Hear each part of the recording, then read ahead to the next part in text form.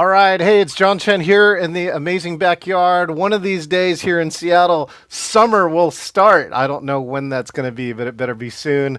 What's also on the high list? I ran a live stream today for Rainier Valley Leadership Academy, a really cool charter school here in Seattle that is breaking the numbers in lots of good ways. And bringing a lot of diversity. I think what's the average diversity? Their diversity is more like 60 to 70% of their teachers in Washington State. It's like 30%.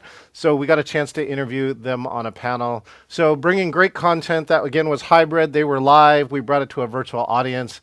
And so I do believe that the hybrid thing is growing a lot. So speaking of hybrid and live streaming, I've got the virtual summit strategist from Talk Virtual. She's going to share all sorts of crazy stuff about virtual and live streaming and other cool things.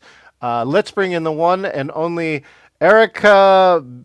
Oh, hold on, but where's my buttons? Ericka Bates. There we go. I've got a button there. Hey, Ericka, what's going on? Hello, thanks for having me. Yeah, thank you. We're like, it's so great too. We just traded interviews, by the way. So, and this time, hopefully, I will talk less and you will talk more because we want to learn more about you. So, speaking about learning more about you, Ericka, for my friends who don't know you yet, why don't you introduce who you are and what you do? I'm Ericka Bates. I'm in the great state of South Carolina where it is very hot. I am a virtual summit strategist. I hope you set up your first or next virtual event.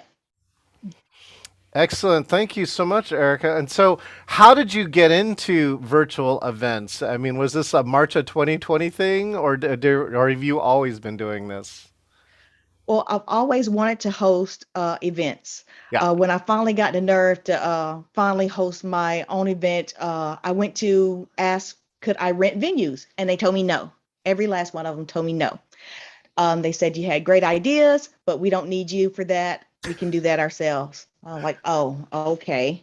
So I saw on AppSumo, Hey Summit, and Hey Summit says you can host events online. And I was like, oh, the internet will never tell me no. The internet doesn't care if I want to host events or not. The internet would just let me do it. So not only did I buy Hey Summit, I took their class on how to host events online because I really wanted to host events. So I've been doing it ever since, and the pandemic just kind of helped. Well, when did you discover this thing on AppSumo, by the way? So it was I can't remember the month, but it was in 2019, and that was I finished taking my course on how to host events online and how to use that platform. So, and of So course, I AppSumo, for those who don't know, I believe is you can get all sorts of software for 50 to 90% off or something like that. Is that right? Is that It's true, and the addiction is real. So be careful. it's like Amazon on crack or something, right? For digital Yes. purchasing. Like if That's you super love cool. SaaS products, that is definitely your hangout spot. What's some of the coolest stuff that you've worked on that you're really proud of? I'd love to hear like the different things that you've worked on. So the latest thing I've worked on was Master Your Recovery Virtual Summit Series. It was a 6 summit series that I put the landing page or the Hey Summit site together within a day. The event was put together in 4 days. I don't know why we rushed it, but it turned out amazing. And almost every month for like 4 months, um, we ran these 6 events. So course, there was like 2 events in 1 month, but it was amazing. And what's like what made it amazing? I hear the topic, but I'm kind of curious. So like if you have an example of a moment that happened on one of those programs. Okay, so it was live stream. We used OneStream Live, and there was a looping feature. I'm not sure if you know, but social platforms don't show all your content to everybody. Right. So during that event, there were a few people who showed up, but we got a lot of messages saying, sorry, I couldn't make it. It was a free event. So we just put it on all our social channels, Hmm. um, like every speaker and the host, all of their channels. And then we looped it for like maybe 2 weeks, every hour. Yeah, and we didn't take it Wow. down. We just left it there. And I thought this was going to be so annoying. But no, there was just so much praise from it. Like people were saying thank you and they were appreciative of it. I was like, wow, I felt like I helped people. That's cool, right? When you take a any avenue like this, like live stream or something like that, and then the end result is people come back and saying valuable content. I learned something new, right? Didn't know these people existed, right? Those are all great things to uplift voices. All right, so in virtual meetings, the number one thing we're always looking for on our side is engagement. So for you, what has to happen for a virtual meeting to be engaging for you? I think it has to be fun. I have to have fun. I think I need to learn something. I think that information has to be useful. Like this morning, we talked. You gave me so much valuable information. I want to say that was a virtual meeting, even though other people were watching us. But I learned so much from you today, and it was fun. You told great stories, and yeah. So that for me, that's what makes a great meeting. Well, I love that, content and stories. Like, who has been one of your best storytellers or content providers besides me that you've seen in the past 2 years? I'm just curious of like, who makes it for you? Okay, so Doc Williams, Jimmy Newsom, El Kersey, Ala. I can't remember her last name. It starts with an S, but I can't say her last name. But she's great. She's been on my show twice because she tells such great stories. Aw. Yeah. And what are the components do you think of a great story again for you? For me, it's the how-tos. Ala spoke about hybrid events and giving someone, what was it, an iPad buddy. So if you agree to walk around with this iPad, you'll get either a discount ticket or you'll get like a special offer from one of the vendors. And Oh I yeah. thought that was amazing because if you agree, you could possibly be annoyed with this iPad holding it or talking to the person on the screen. Yeah. But if you follow through, you could be rewarded. And I thought that's a great idea for a hybrid event. We've talked about this. We called it a level four, right? There's like a level 1 through 4 in hybrid. Like one is just turn a camera on, right? Two is Mhm. somebody from virtual and somebody from in person can talk to each other. Three is where everyone can talk to each other. And four had this avatar idea, even so far as like as a conference, you could actually have someone, dressed like in all dark clothing, right? And that you just represent the avatar only. Although I do like this buddy idea, which is like you buddy up with them, and now that they can walk with you in the in-person event, and you can spur connections. And again, somebody you can make it accessible for somebody if they help you inside of the event. So I do like. I think Yes. that's cool. I haven't seen it packaged exactly that way, but I have been advocating for having avatars. Because then you could actually participate in an in-person meeting, right? Yeah. So yeah, have you seen anybody do this iPad buddy? I've heard about it. Like, were you at a conference when they were doing it? I haven't. When Ala was on our was on Talk Virtual, and she told us that story. At the same event she hosted, I'm sorry, produced. There were what are they called? Like segways. Mm-hmm. There were iPads on segways, Yep. and people could control the segways, and they would take them around the event while they were on the iPad.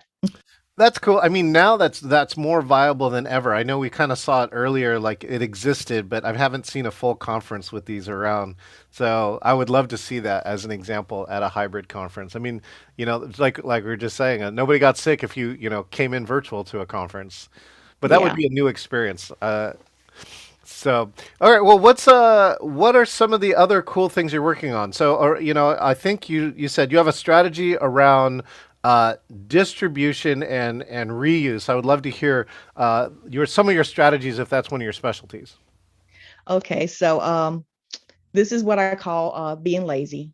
I know you use Restream, but I use OneStream. So we're allowed to stream. I think we're both allowed to stream to like 40 plus platforms. Hmm. So when you live stream, you already started your distribution. So not only that, if you have your content going to YouTube, you can have your RSS feed go to something like Missing Letter, and Missing Letter will drip your content throughout the year 9 times. Yeah, Oh, but another AppSumo deal. okay. So like drip mean like you can pre-schedule it, right? Set it and forget it Yes, kind of thing. yes. Okay. What else? So not only does it take your videos, it also takes the description that you made and make quotes out of it.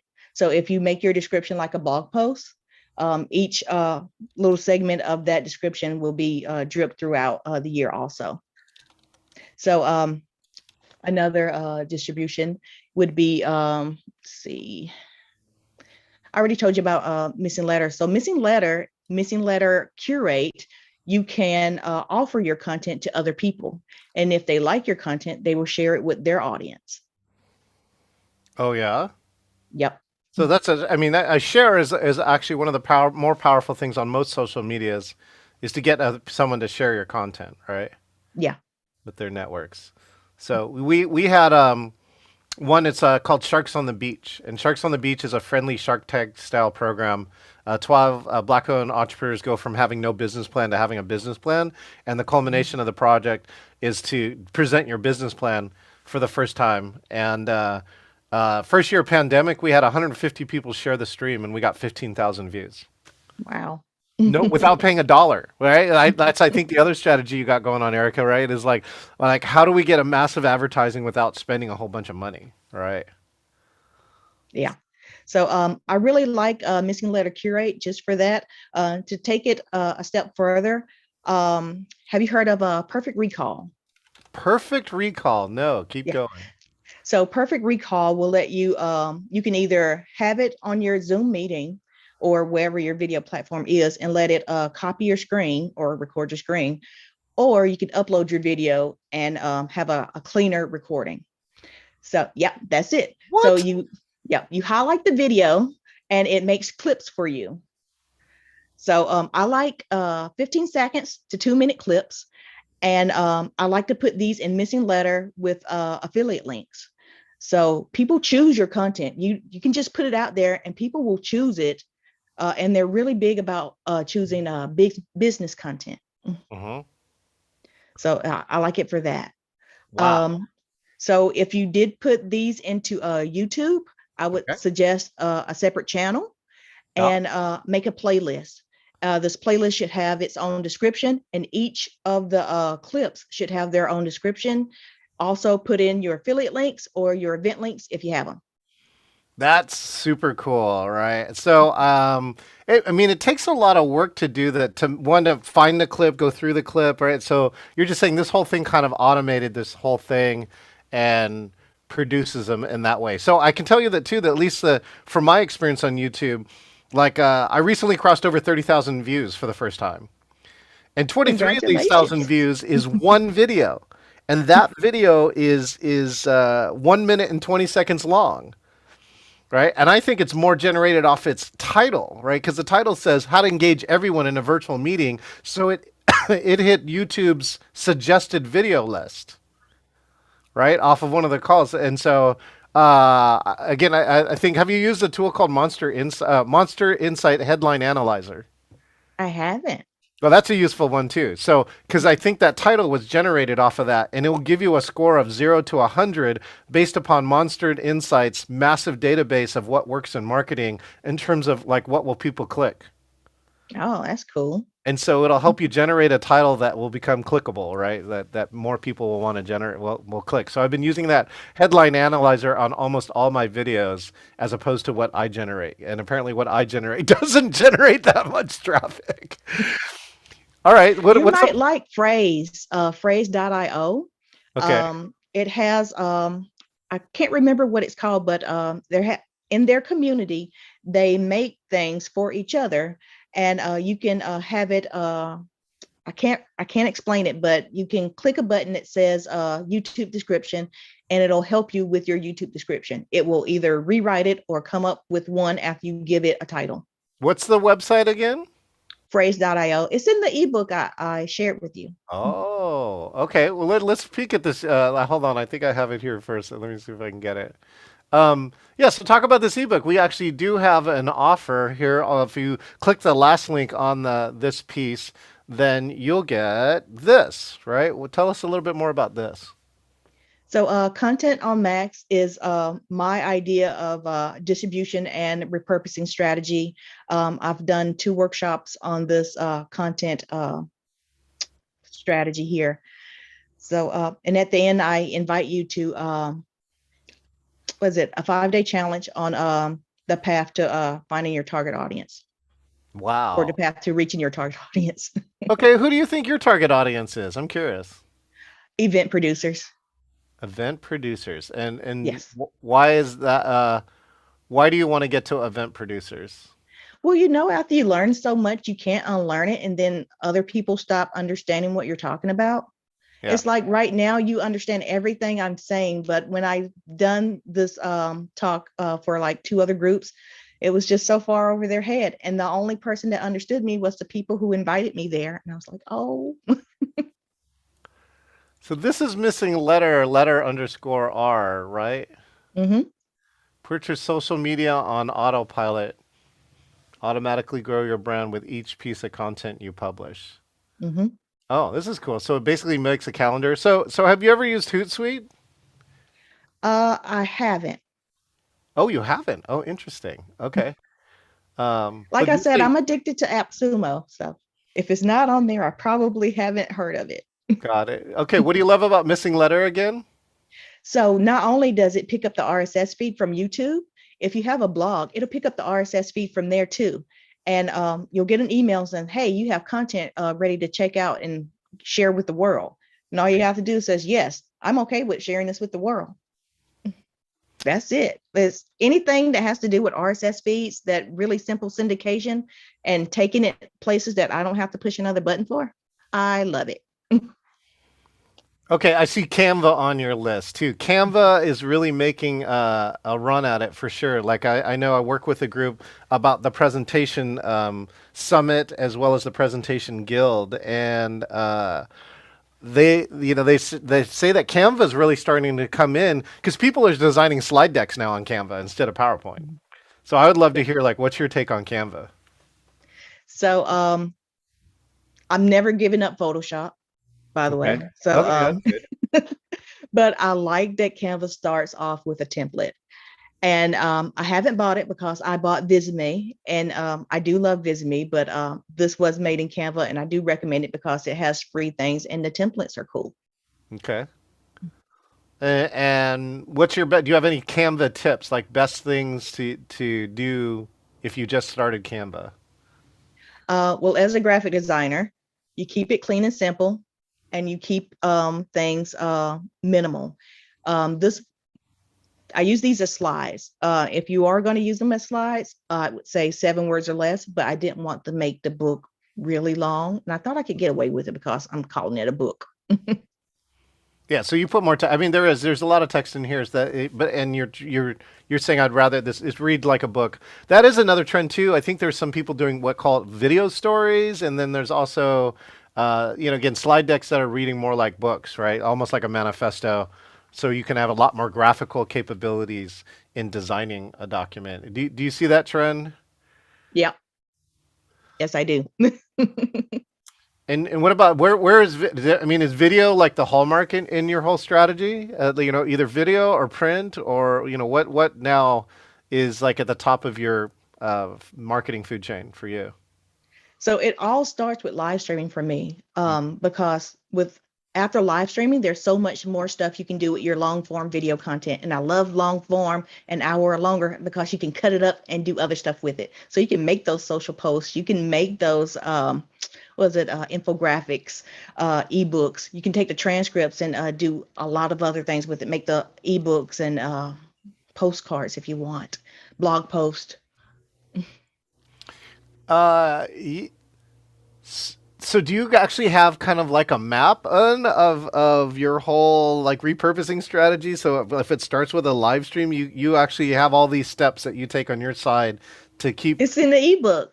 It's all in the ebook. Okay, I'm here. Yes. I'm reading it. I got it all here. So, um, what's so where do you find the main part of your work? Is it in producing virtual or is it in helping people with like repurposing and like in consulting? I'm just curious about where your mix of biz is. Yeah, it's a lot of all of those. So when I talk to you, I find out what do you want to do, what's your goals, because I want to run the race and I want to win, and I want to make sure that we can both win if we're blindfolded. So yeah. So this way, when we're running the race, we know which way to go So you got to write out your goals. You can't see something shiny and just veer off, because that's why we have blinders on.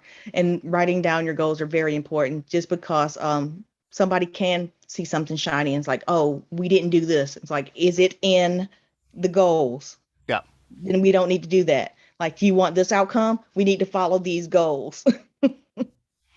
Yeah, So, yeah, and it is interesting. Sometimes it's to getting clients not to say yes to something, but to telling them to say no to a bunch of other stuff, yeah. right?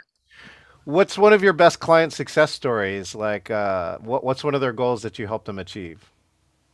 So, one person I worked with had a goal of working with athletes, and the athletes showed up after that a summit that we hosted, and I thought that was cool because that was the target audience, and the target audience showed up.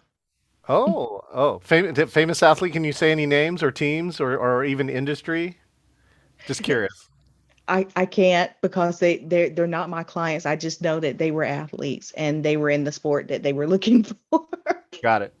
Yeah, we actually did one for what was it, Players Health, and they had an interesting piece. Their take on it too is the amount of like athlete abuse is actually very high. So like let's take gymnasts for instance, right? Coaches that go and abuse gymnasts is actually a very high, and you've seen some high profile cases, and they actually had all the data on like how do you prevent this, how to score your organization.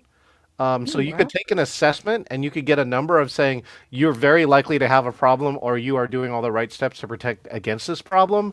So I thought it was a really cool nonprofit that has a inspiring right end goal of trying to end something that's happening in the sports industry. So Wow. okay, so let's see what's the most unusual streaming or virtual thing you've ever had to do? Um, I don't really consider them to be unusual. It's mostly somebody wants their show live streamed, somebody wants an event live stream. Sure. We talked about church services live streaming. Yep. That's mostly what I get. Nothing really unusual. Oh, really? No crazy stuff. No athletes. No performances. No snakes. No. No. During that Six Summit series, we did hear a guy talk about how good a pat on the back was and what athletes would do to be out on the field so they can come back and get a pat on the back from their coach. Oh. And I was like, wow, I didn't realize it was that important. I think well, there's that acknowledgement and reward. I think is an important piece, and actually, we just had research that was on. It was in recognition in the healthcare field, and there's two people that if you are going to reward somebody, it's either going to be their direct manager or the CEO or whoever's Wow. in charge. And if it's one of those two people, it's actually perceived better than if it's any virtually almost anybody else in the organization. I thought that was an interesting statistic. Wow. And this organization was using recognition, right, as a way to handle the staffing problems in healthcare. Because right now there's a massive problem in healthcare, right? Apparently in Georgia, 99% of the senior citizen homes are understaffed. So saving a person, by recognition is really key. So I don't know. I mean, athletes might be a little different, but I thought it was interesting to pull from another association. What are some other unusual things that you've learned from your live streaming? That's one thing I do find is that I get to learn a lot about other things that I don't think I would have learned about had I not produced that program. So usually, so this happened today, this morning with you and me. My computer decided it needed to update right before I went live. Oh yeah. So that was the fourth time, and I'm usually prepared with my phone, and this time my phone only let me stream to one place. I was very disappointed in my phone for doing that, but I don't know what else. What else I can do? Luckily, it was recorded, so I can upload it and live stream it out to all of my social channels later. But yeah. Talk about what you do with your clients to do plan, what I call plan B, C, D, E, F, G, H, I, J, K, right? Because, in the last 2 years, the number of, things that can happen during a live stream, some of Mhm. them you can't predict. So I'm just kind of curious. One is how do you prepare them? And of course, how do you handle something that like unexpected, something that you had no idea that was going to happen? So what I could have done, I could have used a tablet, but what I tell my clients, don't freak out if your computer decides to do this because you will most likely still have your phone. It's not that the stream didn't go out, it's just that it didn't go out to as many places as it would have Yeah. at the same time. So So, and mentally, what do you do like in your head to keep that composure, right? Because I don't know if you've ever seen anyone get rattled, like a client, sometimes yourself, right? Get rattled by all the tech stuff that's happening that may not, that might be melting down at that moment. What's something that you personally do to kind of keep yourself centered during a virtual program? Um, I've told people that I'm going to do this at this time, so I should do it. That's what I tell myself. I had a live stream. I had a guest speaker come to my mastermind, and she was going to talk about engagement. And I had the bright idea of thinking that New York was closer to South Carolina than Miami. Turns out that server didn't think so because I'm thinking 12 hours is 12 hours. Yeah. But no, it only recognized Miami being closest to me. So it did take a minute for me to change my server URL, but Hmm. I got it done. And I got it done because I told her we were going to stream live her presentation. And I didn't want to disappoint her. Well, that's cool. It's always great when you have happy customers, especially too, and if they recognize the value of the things that you're doing. Why do you think that people? I mean, literally live streaming. I'm sure you're now to the stage, which is like, I mean, it's like we're close to clicking a button. But why do you think other people are willing to pay for live streaming? Some people have asked me, why should I live stream my event? And I told them that even if you live stream like the first segment or like 30 minutes or an hour, you're giving them the fear of missing out. FOMO, right? Yep. So you can send them out to your core audience that's on Zoom with you. You can send them to a breakout room, and you can stand and talk to everyone who's watching you through the stream and say, it was nice that you were here with us. And if you want to hang out with us more, the tickets are still available. If you want to come and meet and network with our guests here and be our guests, the tickets are available here. And even with hybrid in the virtual audience in a recent conference we were at, many people came back and made the remarks. This was a great virtual conference, and this has inspired me even more to attend in person next year. So there is some value. I think there's a lot of value in taking the extra steps or paying the extra revenue to run hybrid. Because I think you can actually feed your audience. And people have been saying this for 20, 30 years. People in the meetings industry is saying like, yeah, go ahead and do the virtual. I mean, the virtual experience is never going to be the same as the in-person experience. And if you give people the virtual experience, you're probably going to give them a big enough taste if you do it right that they want to come for the full thing. Yeah. But in person, you'll never get to read the chat. Yeah, that's true too. Well, unless you go back and I mean, if I was there, I would actually probably hope that I got a virtual pass for being in person. I'd run it with no audio so I can see what's going on there because like I mean, I used to only be a conference Twitterer. Like I'd only be on Twitter at a conference. And the conference Twitter was Oh. basically the chat for the whole conference. Right? And so but Zoom chat is now obviously I think way more populated. I think there's a lot more traffic on it. I think there's a lot better data. Yeah, tell me a little bit more about this. Like, in my last conference, the virtual audience said they got almost as much as, or sometimes more value than the speaker from the chat because everybody who was in the chat was like them. Right? Their job is doing social media for their agency, and so they were getting all these other tips. They're like, oh, I didn't think about that. That's a really cool tip, right? Sorry, my 7-year-old just came in to talk to me. But what I like about the chat is that with the transcript of the conference, you can add in little pieces of the chat to make an ebook, to make a newsletter, to make an email, to make blog posts. There's so much stuff you can do with that written content. I'm not just gonna leave it there. I'm gonna repurpose it somehow. Well, and if you get your speakers to work with you and say, "Hey, this was a great session. Hey, chat out the one thing that you got." You end up getting testimonial in the chat, right? Do you see Yep. that? Like, I'm sure, Erica, do you rig some stuff up there that you know that you asked it for in this way, but you're going to use it in another way? Yeah. Have some better other examples that you do that with?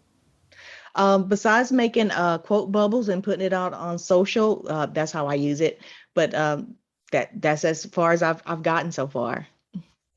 Yeah, well, well, the other part too is that you don't have to ask for permission. You've already gotten permission by them opting into the Zoom, right? Now you have their permission to use their chat, or if you have written it correctly. And so, because the chat's kind of public record at that stage, so now you can actually reuse it without having to get a bunch of release forms too. I think that's another benefit of Yeah. it.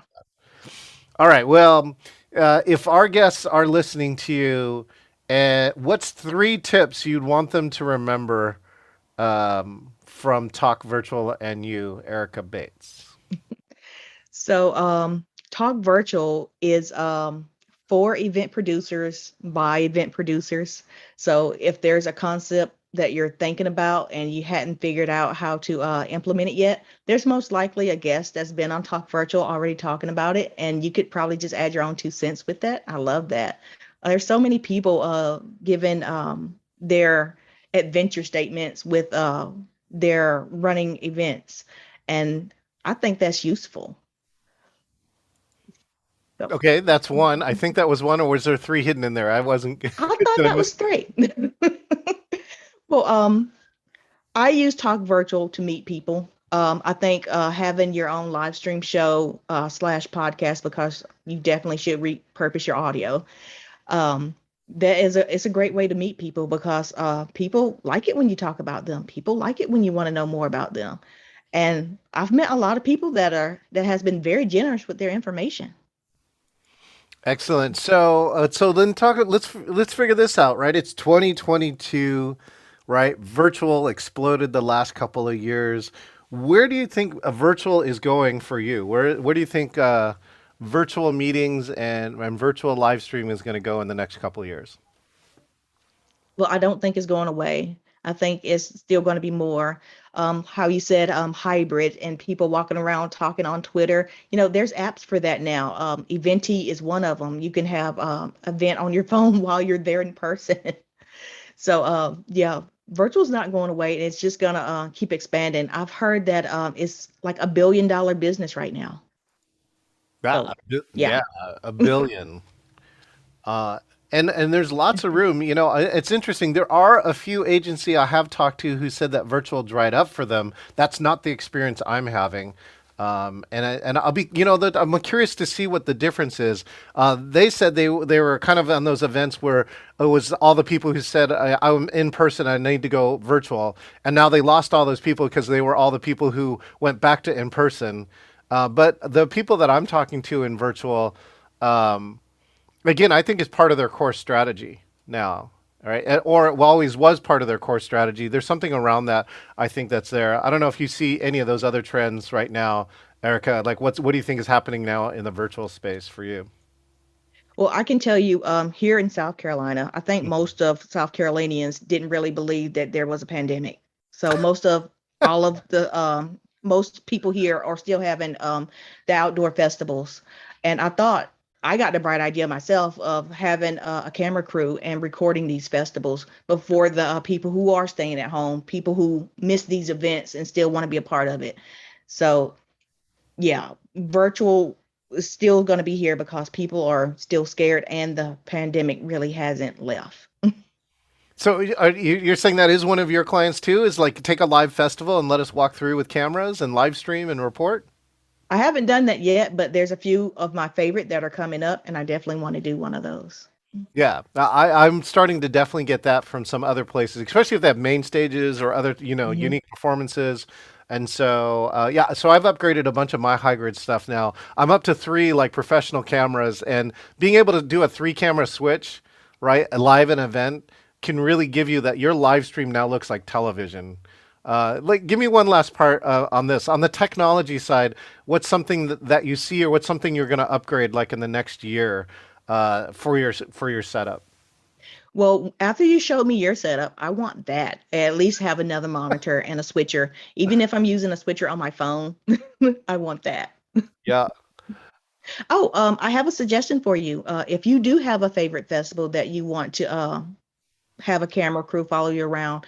Is there a college for AV Tech students? Um, would they want to work with the great John Chen to put something in their portfolio? Yeah, well, thank you, Erica, for that. Again, last year we did a training, and so we had a dozen BIPOC virtual producers. We put them through 20 hours of training. We're going to do it again this December. And Okay. Erica, actually, if you're interested, we'd love for you to come. If you're, if you're interested, either you're gonna crush the class, or you can guest instruct, one of the two. But I'd love for you to go through that, see what we're doing on that. It does focus primarily on Zoom, but all the concepts can be across any platform. But it's really cool that we teach all these skills, and the culmination at the end is that every student in the class produces something at the end. They have to either they have to present for 5 minutes, and they have to produce somebody else for 5 minutes. And so everybody gets into pairs and they work together, and it's really easy. I'll actually share the video of the closing piece from last year, and you can actually have an idea of what's going on with that. So that's one of the ways. I do teach classes all year long too, so I do have a free 1 hour class every month, but that 20-hour class, like if you actually want to learn what Eric and I are doing, that 20-hour class will show you. And even people who came to me who said, oh, I know Zoom, what else do you got to teach me? He came back at the end of the 20 hours and he goes, I had no idea the expansiveness of Zoom.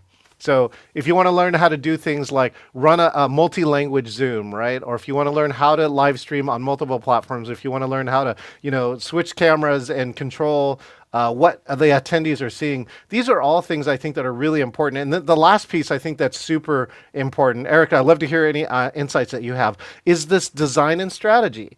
You really get the most value out of what's going on way before the meeting when you ask these questions. What do you want? Because some people just come to you and they say, "What do I want as a live stream?" And you're like, "No, no, no, no, no, no, no, no. You got to bump up a couple levels, right? You want either, increase your brand, you want subscribers, you want people to click on something, you want more registrations. What really is the goal that you're looking for?" And then once you have that, you can actually design all these other things to support that. So I don't know. Do you Yeah. have any other design guidance that you use on your side? What I think I really like yours when your onboarding strategy, how you sent me the some of the questions that you were going to ask. I Yeah. really like that.